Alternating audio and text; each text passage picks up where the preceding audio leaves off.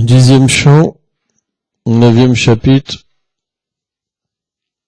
verset 3. Shomam basha pito kratim, tate bibati sudanadam, putasne astu hakucham, yugam jatam kam shasubo. Mère Yashoda, vêtue d'un sari jaune safran, avec une ceinture nouée sous ses larges hanches, tirée sur la corde à barater. Travaillant avec ardeur, ses bracelets et ses boucles d'oreilles remuaient et tintaient, et tout son corps en était secoué. Ses seins étaient humides de lait, qu'elle ressentait un amour intense pour son enfant. La transpiration perlait sur son visage aux très beaux sourcils, et des fleurs malaties tombaient de ses cheveux. Teneur et portée. Quiconque désire être conscient de Krishna, selon un sentiment d'affection maternelle ou parentale, devrait méditer sur les caractéristiques physiques de Mère Yashoda. Ceci ne veut pas dire pour autant que l'on doive désirer devenir comme Yashoda. Cela révélerait du Mayavada. Que ce soit dans le cas de l'affection parentale ou de l'amour conjugal, de l'amitié ou de l'attitude de service, de quelque manière que ce soit, on doit marcher sur les traces des habitants de Vrindavan. Mais il ne faut pas essayer de devenir comme eux. C'est pourquoi cette description est donnée ici. Les bhaktas avancés doivent chérir cette description dans leur cœur, penser constamment aux caractéristiques physiques et de Mère Yashoda, la façon dont elle a été vêtue, comment elle travaillait et transpirait, combien les fleurs étaient disposées avec art dans ses cheveux, etc. On doit tirer profit de la description complète que l'on trouve ici en pensant à Mère Yashoda et l'affection matérielle qu'elle ressentait pour Krishna.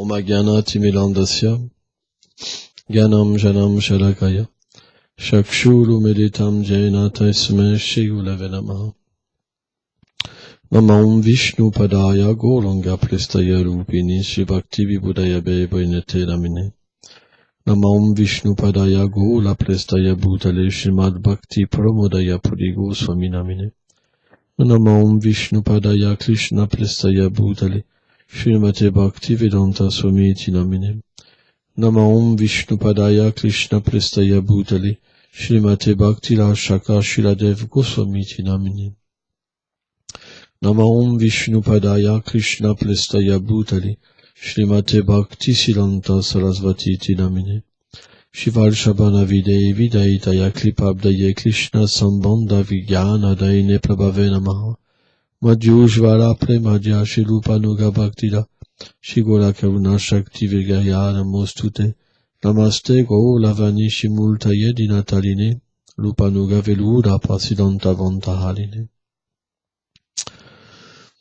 Vanchakalpataru Vyatcha Kripa Sindhu Bhyaeva Patitanam Pavadebhyo Vaishnavebhyo Namo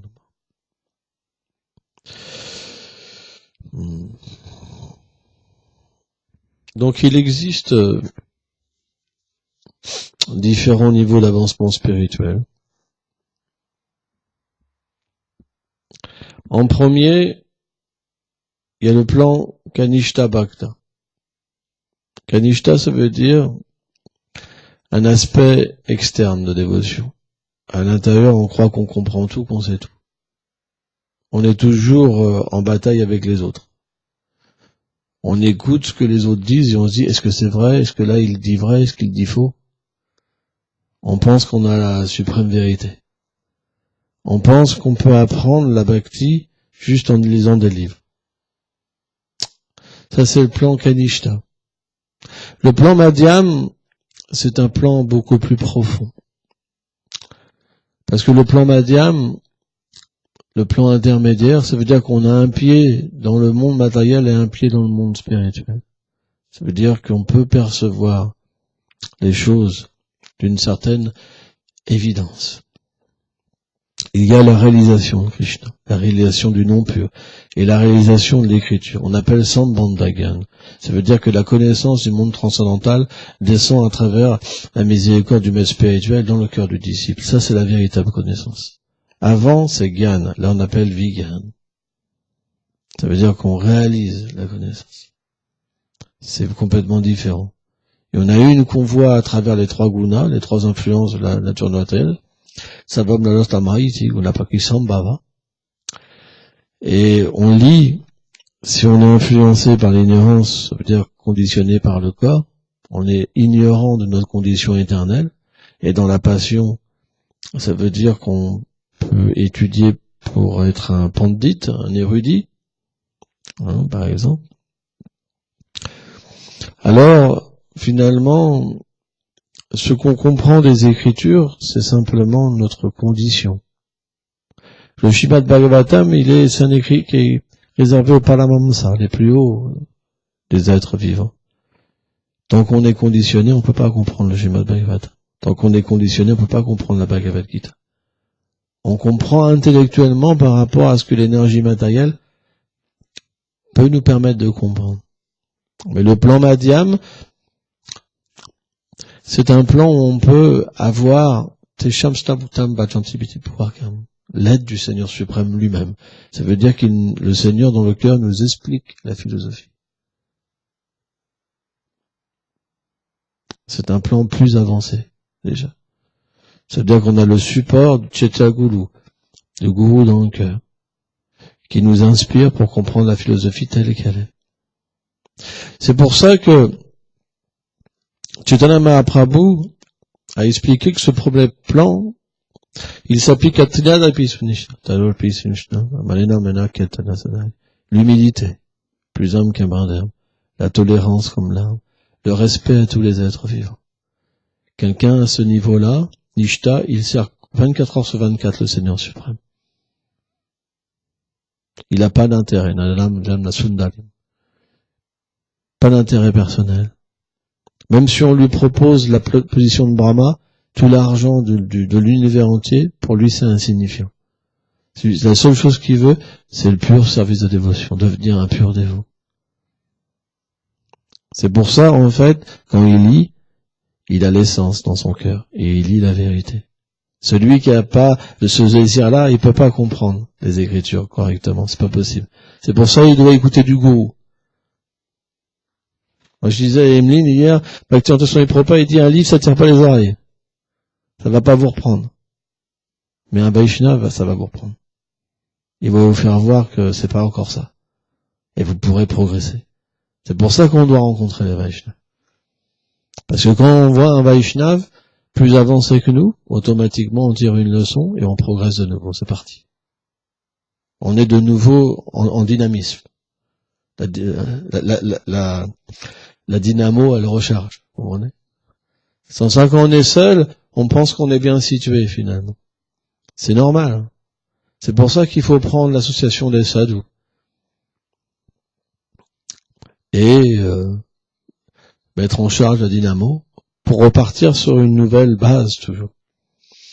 Hein, souvent, je cite l'exemple d'une dévote que j'avais connue, d'ici de Patipuri Maharaj.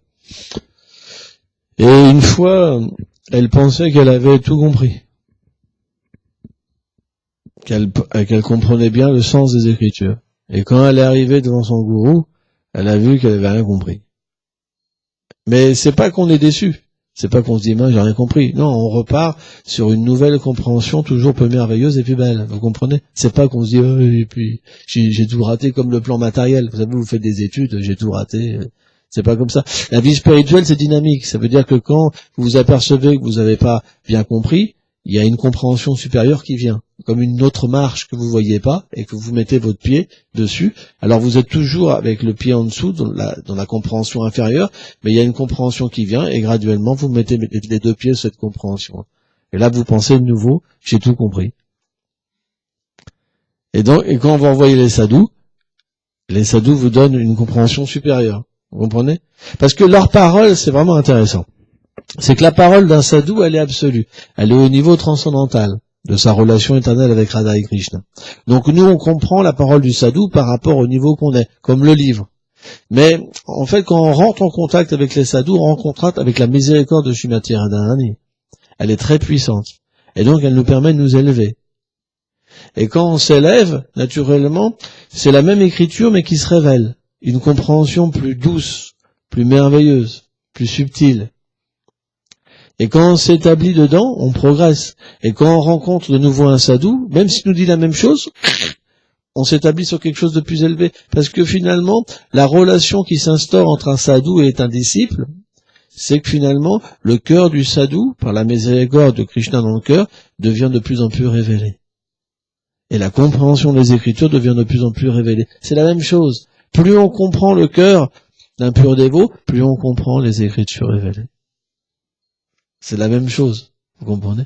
Parce que le sadhu, dans son cœur, il y a Radha et Krishna. Et quel est le but de Srimad Bhagavatam? Quel est le but de la Bhagavad Gita? C'est de révéler Radha et Krishna. Krishna, il dit, le but des Védas, c'est de me connaître. Mais quel est le but encore plus élevé? C'est de connaître le cœur de Krishna. Et le cœur de Krishna, c'est Srimati Radharani. Alors, le Srimad Bhagavatam, finalement, c'est une glorification de Srimati Radharani. Donc, si on connaît le cœur d'un sadhu, on connaît l'essence du Bhagavatam. Vous comprenez? Donc, sans la miséricorde d'un sadhu, le livre, on peut pas le comprendre. C'est pas possible. C'est pour ça que Shilalupa Goswami explique que le premier devoir d'un disciple, c'est prendre d'un dévot, prendre refuge dans un sadhu. Et de prendre l'initiation de lui, et prendre les instructions, et marcher dans les traces. Et là, justement, Bhaktivedanta Swami Prabhupada, il dit, marcher dans les traces, mais pas imiter. Personne ne peut devenir Maya Yashoda. Impossible.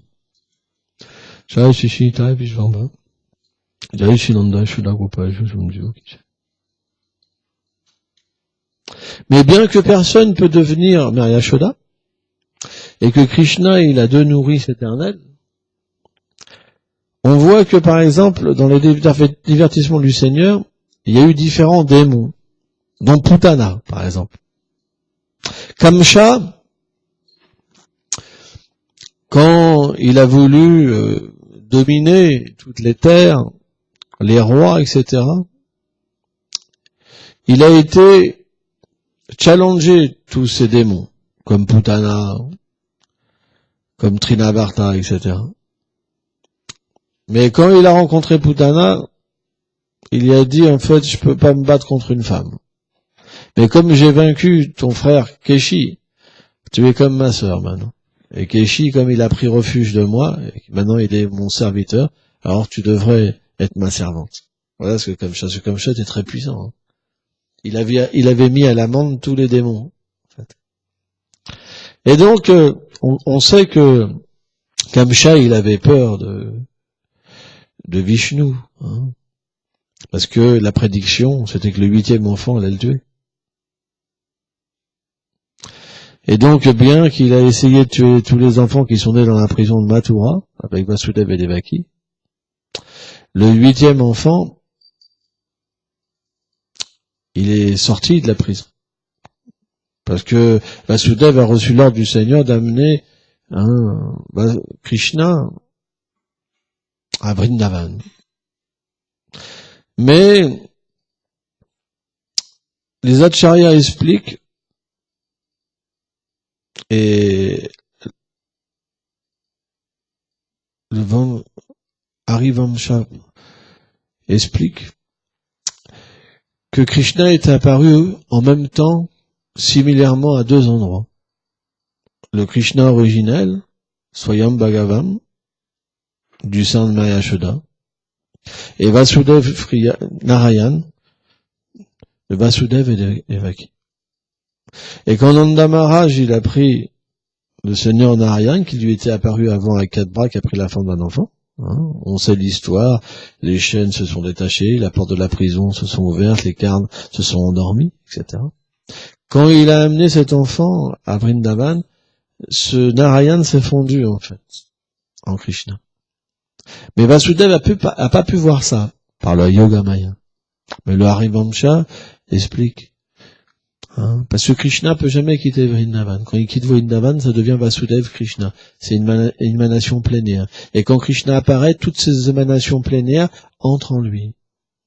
Hein. Mais, Kamsa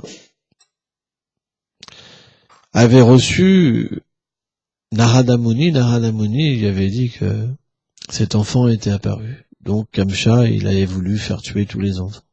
Et naturellement, il avait envoyé Putana à Vrindavan, parce que ses espions lui avaient dit que depuis un certain temps, ce lieu était devenu magique.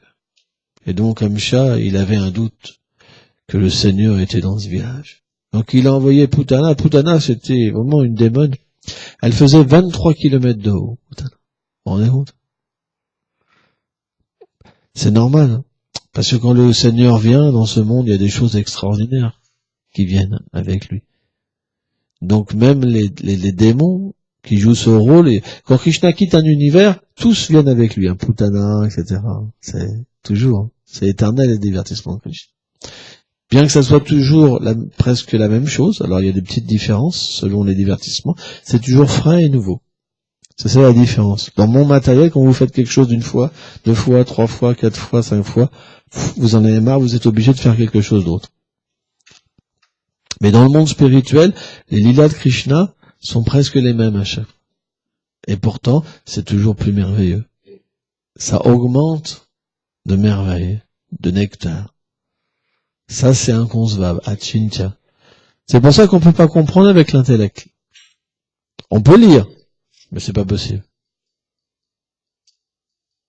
Hein?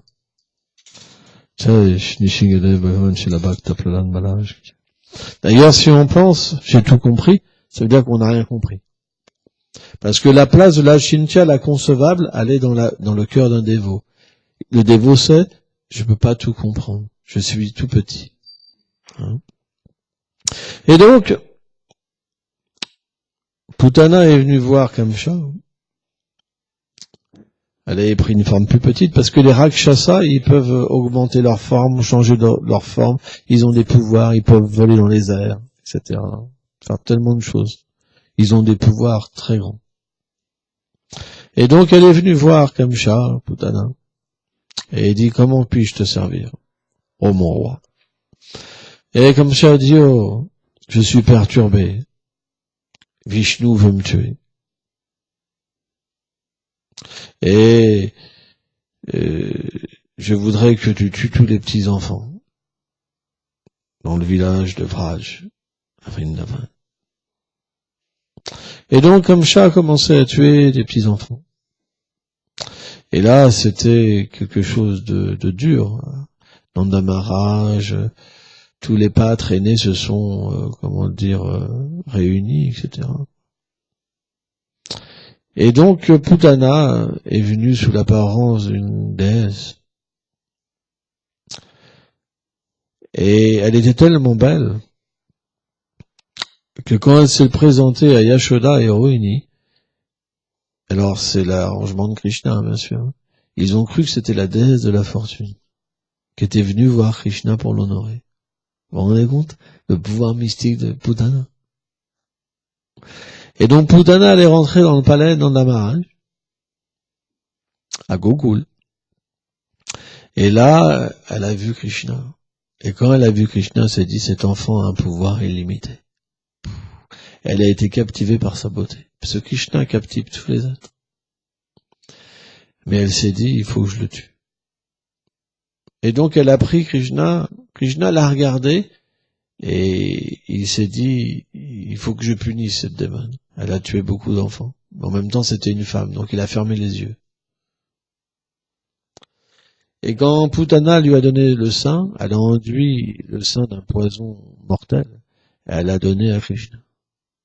Et Krishna a commencé à sucer son sein et aspirer, en fait, son nerf vital. Et là, elle a commencé à suffoquer. Elle criait, ah! Et là, elle est sortie, en fait, du palais. Elle a commencé à grandir. Et quand ils ont vu ça, ils ont halluciné. Imaginez-vous. Vous croyez que c'est la déesse de la fortune, et d'un seul coup, vous avez des cris qui remplissent l'univers entier. une démon tellement puissante qui monte jusqu'à 23 kilomètres de haut. Imaginez-vous, Mère Yashoda, la peur de Mère Yashoda. Et à un moment, en fait, Krishna a pris sa vie, parce qu'elle criait, lâche-moi, lâche-moi, lâche-moi. Et elle est tombée. Ça fait un bruit, c'est comme si l'univers tremblait, toute la terre a tremblé. Et elle s'est écrasée sur une forêt. Elle a écrasé toute une forêt. Rendez compte. Incroyable, quoi. Et là, en fait, Krishna était en train de jouer sur la poitrine de Putana. Mais un Yashoda Rovini sont venus. Tous les sakas, etc. Et donc, ils ont pris Krishna dans leurs bras. Ils ont pris si mes souvenirs sont bons, une queue de vache, je me rappelle plus. Les poils de vache. Et ils ont fait tout un rite, comme ça, pour le protéger, etc. Hein. Et après, ils ont brûlé le corps de Putana. Et en fait, Putana, elle a eu une miséricorde spéciale. C'est parce qu'elle a donné son sein à Krishna. Krishna l'a accepté comme une mère. Et après, elle a eu une position à Golok Vrindavan en tant qu'une nourrice de Krishna. Vous vous rendez compte? Puis je vais à Charitakur. Parce qu'à un moment, Vidura, quand il rencontre Uddhava, il veut qu'Uddhava lui raconte le divertissement de Krishna. Et il récite ce verset en disant que en fait, Putana a reçu la miséricorde de Krishna, que Krishna libère même les démons. Et Vishwanath Chaitanya, il dit, en fait, ce divertissement, c'est la preuve que Krishna, il libère même les êtres qui veulent sa loi. C'est un Seigneur tellement adorable. C'est une justice tellement belle. C'est pour ça, on devrait jamais croire que le Seigneur est partial ou impartial. Tamoram Salvabhuti. Krishna, il est vraiment impartial. Il n'est pas partial. Il donne sa miséricorde à tous, en fait. Et même ceux qui pensent à lui d'une manière dure, ils obtiennent sa miséricorde. C'est une réalité. C'est pour ça que dire des gens qui sont favorables envers Krishna. Simplement, Vishwanath Chaitanya explique quand même que l'avancement spirituel, c'est quelque chose qui se fait graduellement. Ça veut dire que le désir augmente dans l'être vivant. C'est pas qu'on peut atteindre Krishna forcément dans une vie. Il y a des Puranas qui disent après 1 million de vies, on peut être une gopi. Après 1 million de vies d'austérité. Ça, on n'aime pas le lire, ça, quand on voit ça.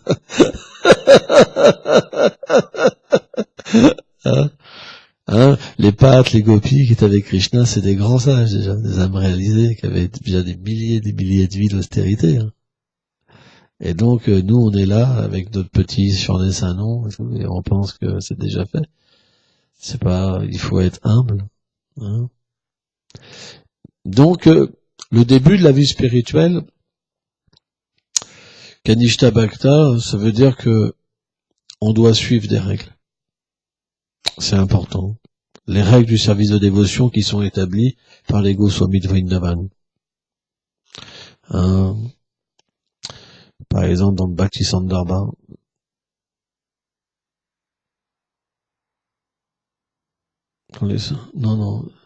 Hari Bhaktivilas, par exemple, je confonds. Hari Bhaktivilas, où Gopal Bhatt Goswami explique les différentes règles. Sanatana Goswami, Bhakti Rasamrita Sindhu de Rupa Goswami. Donc, sous la guidance du maître spirituel et de nos acharyas, par exemple, l'adoration des mortis était établie par nos acharyas. Ils nous ont mis un standard. Vous adorez les mortis comme ça, comme ça, comme ça. Vous vous levez à telle heure, vous chantez le Saint-Nom, vous vous douchez, etc. En fait, on suit des règles. Toute notre vie, c'est des instructions. Sans ça, on ne peut pas se purifier. Pour s'élever de l'ignorance à la passion à la vertu, il faut apprendre à être un bhakta. Parce que les règles du service de dévotion, ça permet au moins à une personne d'être dans la vertu, nishta, fixée. Quand quelqu'un est établi dans la vertu, le raja, la passion et le tamas, l'ignorance, en fait, dorment. Et une personne peut méditer sur le Seigneur suprême. Sans ça, il n'y a que des problèmes. Mon corps, mon mari, mes enfants, la fortune, c'est constamment. C'est pas possible d'être fixé, vous comprenez? Donc en suivant les règles du service de dévotion, on peut purifier notre vie. C'est pour ça que certains disent que c'est pas différent de vivre au temple qu'à la maison. Et ça dépend comment on vit à la maison. Si on vit selon nos règles, ça peut pas être aussi parfait. Parce que dans un temple, on apprend à vivre selon les règles des Goswamis de Vrindavan. Et donc ces règles-là nous élèvent dans la conscience et nous permettent d'être fixés dans le service de dévotion. C'est très important à comprendre. C'est pour ça qu'il y a une façon de faire dans toute chose qui est liée à la vertu. Par exemple, on peut se laver dans l'ignorance, dans la passion, dans la vertu. On peut manger dans l'ignorance, la passion et la vertu. On peut tout faire dans la passion, l'ignorance et la vertu. Mais il y a le plan aussi transcendantal. Or, ce qui vient des Goswamis de Vrindavan, de Chaitanya Mahaprabhu, c'est transcendantal. Et ça nous élève graduellement de l'ignorance, de la passion et la vertu au plan transcendantal. Et quand ce plan transcendantal, il se manifeste en nous, on atteint ce qu'on appelle Raganuga Bhakti, où on peut comprendre notre Siddhadeha, ça veut dire notre condition éternelle, notre forme, notre nom, notre âge, notre habit, notre groupe, notre Tejvar, ça veut dire celui qu'on suit. Par exemple, chez la Bhaktivedanta Swami Prabhupada dit les dévots avancés qui chérissent le Vatsalya Ras, le sentiment parental, ils doivent suivre les traces de Mère Yashoda. Le Tejvar, ça veut dire qu'il y a, quand on est conscient de notre éternité, on est conscient qu'on est dans un groupe de dévots éternels, comme par exemple Lalita Sakhi, Vishaka, Subal, Ujval, Et donc, à ce moment-là, il y a une méditation qui se fait. Et les aspects supérieurs du service de dévotion nous sont révélés. Extérieurement, on suit les règles. Intérieurement, on est dans le bhajan. Vous comprenez?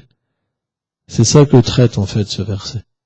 Ça veut dire qu'à ce niveau du service de dévotion, quand on médite sur un verset, le verset se révèle. On peut voir le nombre de fleurs, on peut voir qu'elles sont vivantes, on peut voir les colliers, on peut voir les yeux, Mère Yashoda, on peut voir les gouttelettes de sueur, on peut voir toute la scène et complètement être absorbé dans la transe transcendantale.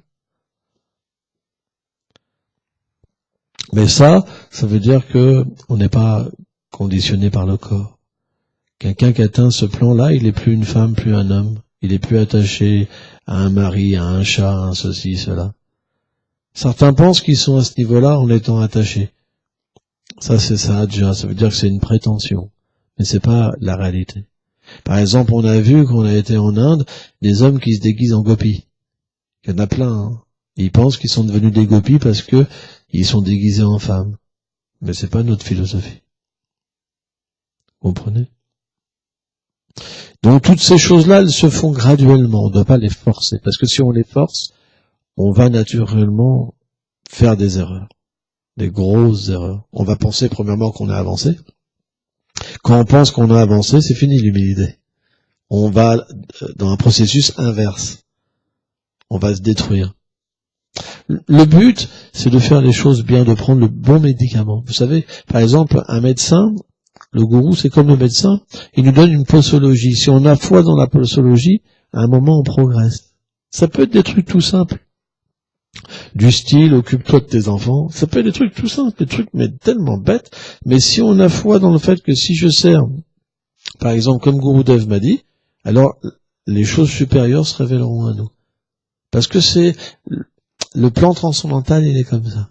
Si on sert le gourou, et qu'on a foi dans le gourou, on est relié avec son cœur. Et son cœur, c'est Vrindavan. Et Vrindavan se révèle. C'est pas compliqué, en fait. C'est pour ça que dans cet âge-là, dans le mouvement de Chaitanya Mahaprabhu, c'est un mouvement de miséricorde. Le Seigneur ne nous a pas demandé de savoir toutes les Écritures, de parler sanskrit, de parler anglais. Moi, par exemple, je parle pas anglais. Je suis un sot de première classe. Mais pourtant, même si je suis un sot, je suis pas disqualifié pour autant. Peu importe de quelle manière je suis né. Si je suis né dans une famille terrible ou une belle famille, si j'ai un beau aspect ou un aspect qui est pas beau, si j'ai l'intelligence ou pas, tout ça c'est pas grave. Mais ce qui est important, c'est d'avoir foi dans les instructions du maître spirituel et de nos acharyas. C'est ça qui est important. Parce que c'est la base de la miséricorde. Si quelqu'un, yasadeve parabhakti, yasadeve tata guru, si quelqu'un a foi dans le maître spirituel, au même niveau que Krishna, alors ce verset explique que tout le savoir est révélé dans son cœur. C'est pour ça qu'on doit cultiver la foi dans le maître spirituel, mais une foi intelligente, pas une foi aveugle.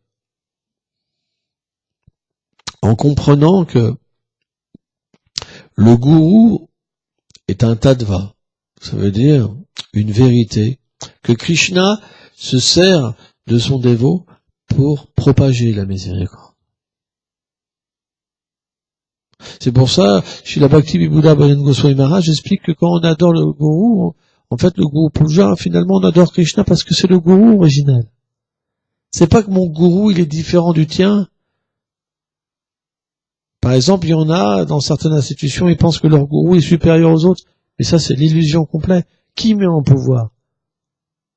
Krishna. Qui fait les choses? Krishna. Bhaktivinoda Swami Prabhupada, par exemple, quand il a vu ses disciples, il dit, c'est bon, vous venez de la part de mon maître spirituel. Krishna a fait l'arrangement. Krishna a fait naître des gens en Occident qui avaient déjà une qualification des vies passées. C'était pas possible qu'ils puissent s'abandonner comme ça. Moi, au début, je pensais que tous ceux qui voyaient Bhaktivedanta, c'était des purs dévots, quand j'étais jeune.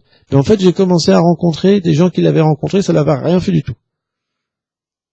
Ils avaient assisté à des conférences, que dalle, rien, vraiment. Et quand j'en ai vu 1, 2, 3, 4, 5, 10, après j'ai compris que non. Bhaktivinoda Thakur, il dit, on vient la Bhakti par la Bhakti. Ça veut dire qu'on a déjà pratiqué, on a déjà un bagage des vies passées. On peut pas rencontrer un pur dévot s'il n'y a pas un bagage. On peut pas avoir foi dans un pur dévot s'il n'y a pas un bagage. Que dire de s'abandonner et de faire ce que ces disciples-là ont fait, de tout quitter pour répondre au désir de maître spirituel, c'est pas possible. Donc il a dit, vous êtes envoyés. Vous comprenez? C'est important. Alors bien sûr, certains, au contact d'un pur dévot, peuvent avoir de la soukriti. Mais ceux-là, souvent, ils restent pas toute leur vie. Ils vont rester un moment et après ils partent. Sur 5000 disciples, il en reste très peu, une poignée. Vous comprenez? Il n'y a pas assez de soukriti. Mais ceux qui sont encore là et qui sont devenus même des purs dévots, ceux-là, ils avaient déjà le bagage des vies passées. Et ils le savent, au fond d'eux-mêmes. Ils le savent, parce que Krishna leur dit, tu m'as déjà servi dans tellement de vies. Je t'ai fait revenir.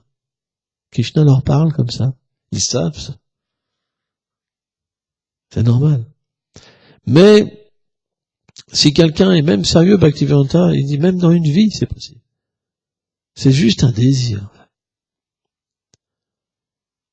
On peut avoir un désir pauvre pendant plein de vies, et on peut avoir une vie, un désir plein. Ça dépend de ce que on est capable.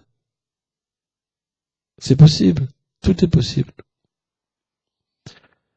Mais pour ça, c'est important de rechercher la miséricorde du sadhu. De prier Nityananda Prabhu, qui nous permette de nous envoyer une personne qui puisse nous bénir, qui puisse nous accompagner, qui puisse nous donner de l'affection transcendantale. C'est très important, parce que quand on est au contact d'un sadhu et que le sadhu nous apprécie, il nous nourrit d'une affection transcendantale. Et cette affection transcendantale, elle nous permet d'établir une relation avec ce sadhu-là, plus intime, mais cette affection-là, elle nous nourrit dans la transcendance. Ça veut dire qu'on obtient un sentiment dans notre cœur qui est supérieur, qui fait pas partie du monde matériel. Parce que ce sadhu-là, il est pur. Il peut pas relationner avec nous sur une plateforme matérielle. Donc ce qui passe dans notre cœur, ça commence à nous élever, à nous amener sur le plan transcendantal. Le sadhu nous introduit. C'est quelque chose de très mystique, en fait. C'est très intime et très personnel. C'est pour ça qu'on doit satisfaire le sadhu. Si le sadhu est satisfait avec nous, Yasya Prashuddha Bhagavat Prashado, Yasya Prashuddha Nakritiko Popi, Vijayacharita Thakur, tous les matins on chante ça. Si le sadhu est satisfait, Krishna est satisfait. Si le sadhu est pas satisfait, Krishna est pas satisfait. Chez le Bhaktivedanta Swami Prabhupada, il dit c'est la baguette de mesure. C'est à ça qu'on voit si on fait de l'avancement spirituel ou pas. On doit satisfaire le pur dévot. C'est notre but. Il a donné une instruction, on la suit, on essaie de la suivre, c'est difficile, mais on accepte ce qui est favorable et ce qui est défavorable par rapport à cette instruction. Bhaktivedanta Swami Prabhupada, il dit l'orgueil du disciple, c'est l'instruction du gourou. Il base sa vie là-dessus. C'est simplement ça, sa vie. Et grâce à ça, on obtient tout. C'est pour ça, on doit se réfugier dans cette instruction. Le mental va dire, oh, t'as vu, t'es tellement grand, regarde, il te manque de respect, hop, on se réfugie. Non, non, non, pas ça, pas ça. Regarde, critique-les, regarde-les, t'es tellement élevé, tu peux vraiment les critiquer. Toi, ta vie, elle est tellement élevée, regarde. Quand tu vas dans un temple, regarde. Non, non, non, non, non, pas ça. Comprenez? Le mental va venir nous tricher. On doit être appréciatif. Ils font tellement mieux que moi. On doit chercher le positif. On doit chercher la qualité. Moi, je vois, par exemple, il y avait un dévot qui me critiquait beaucoup, Bindu Madhava, par exemple. Mais il faut voir, il allait à la Mat, en Inde, pour me critiquer, il allait voir chaque dévot pour me griller. C'est balèze, quand même. Et là, il a quitté son corps. Et c'est marrant parce que, par la miséricorde de mon Gurudev, je me suis dit, mince, il est plus là pour me critiquer, maintenant je vais plus faire d'avancement spirituel.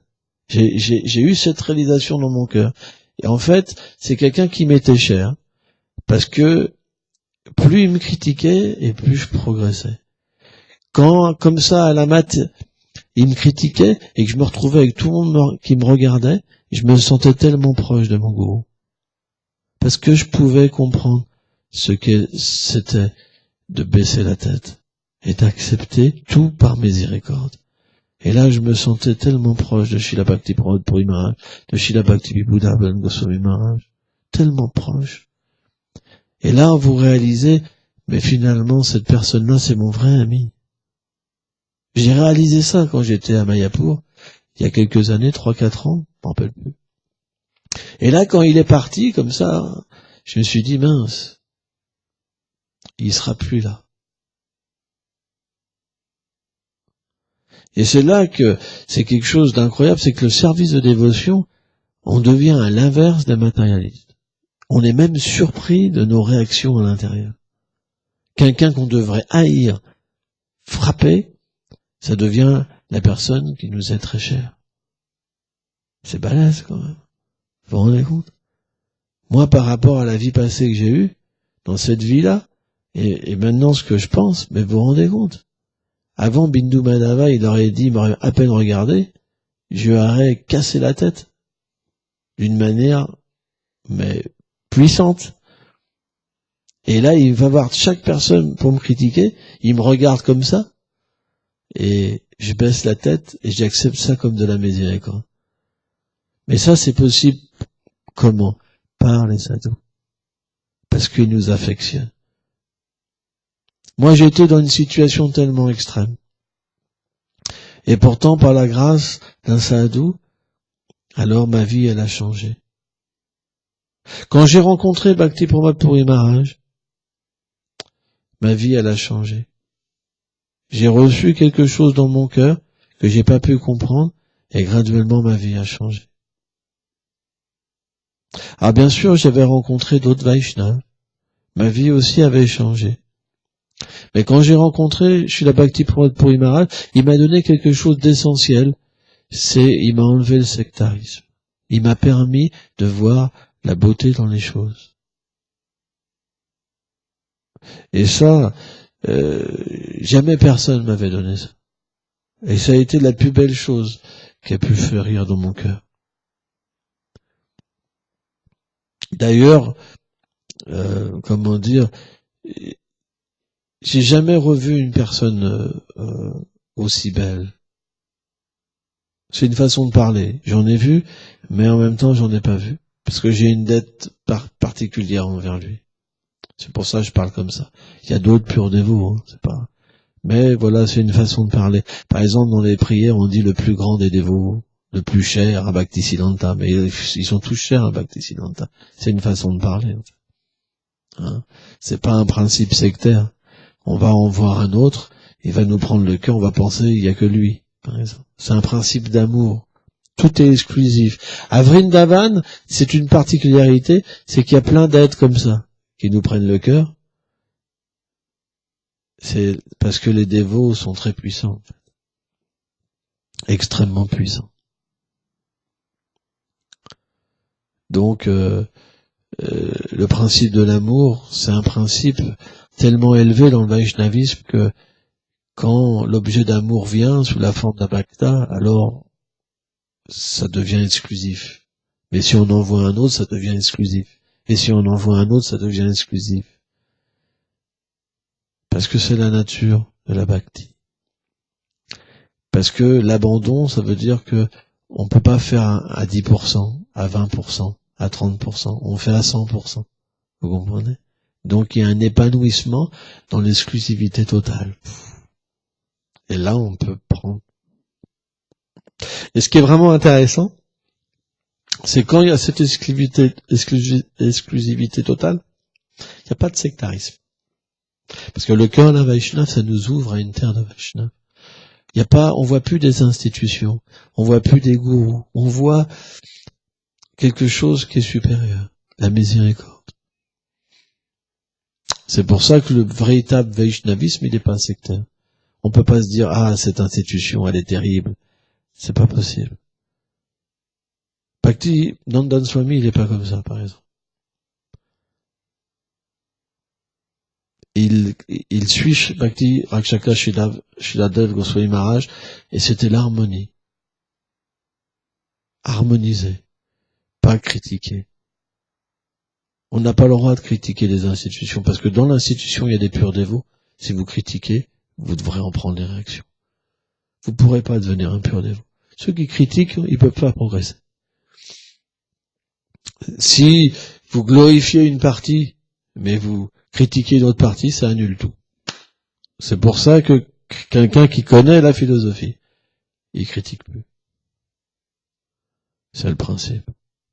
Il voit simplement des êtres qui essayent de servir Krishna.